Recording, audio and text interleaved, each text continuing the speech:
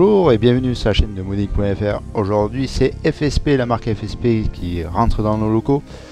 Et on va vous présenter son alimentation, l'Exaplus 500 watts. La gamme Exaplus, la gamme d'entrée de gamme du groupe FSP. Donc une alimentation en 500 watts comme je l'ai dit. On commence bien sûr par la boîte où on retrouve la photo de l'alimentation. Une alimentation compatible Intel as well. On voit des petites caractéristiques dont notamment le double rail en 12 volts. Le nom du modèle Exaplus, donc a une certification 80+, point. Pas d'or, d'argent, ni même de bronze, c'est du 80+, tout court.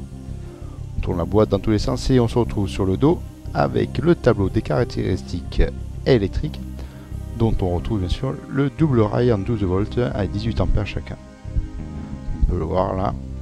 Les spécifications de l'alimentation, dont notamment un ventilateur en 120 mm, et le schéma du câblage. Donc c'est une alimentation non modulaire, hein. Tous les câbles sont issus du bloc lui-même.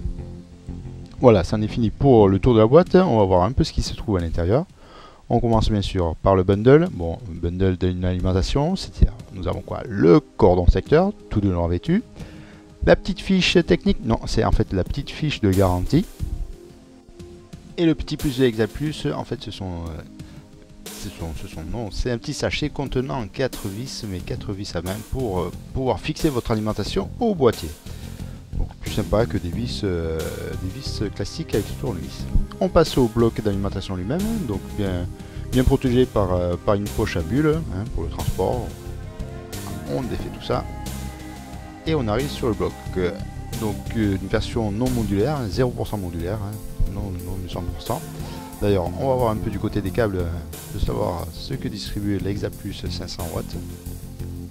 Donc nous voyons que ce sont des câbles colorés, hein, des fils de couleur.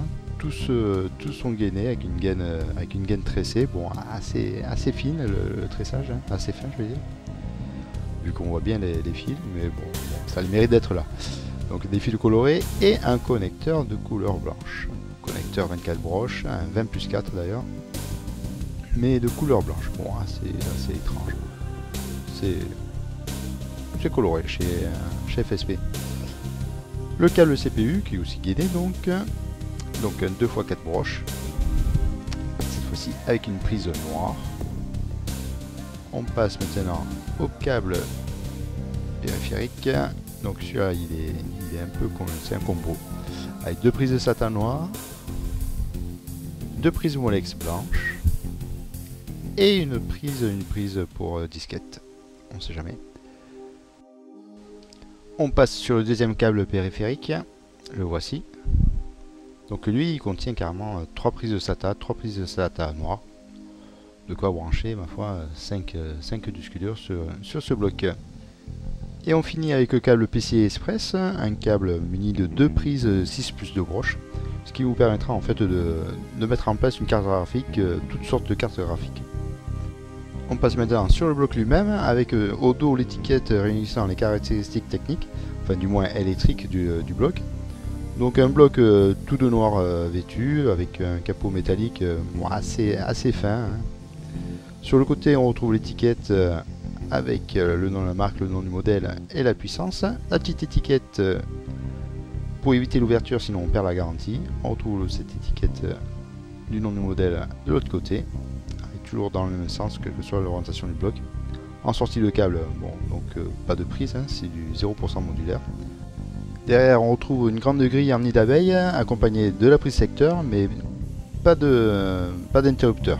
Marche arrêt, non, là c'est directement la prise secteur. Et bien sûr sur le dessous, on retrouve le ventilateur en 120 mm protégé par une grille qui est carrément intégrée au capot.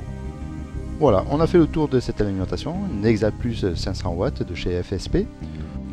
Nous ne manquerons pas de tester cette alimentation, une alimentation que vous pouvez trouver à moins de 50 €, voir un peu ce qu'elle vaut. C'en est fini pour cette vidéo de présentation, je vous remercie de nous avoir suivis, et je vous dis à une prochaine fois sur le site de Modding.fr. Allez, ciao, merci bien.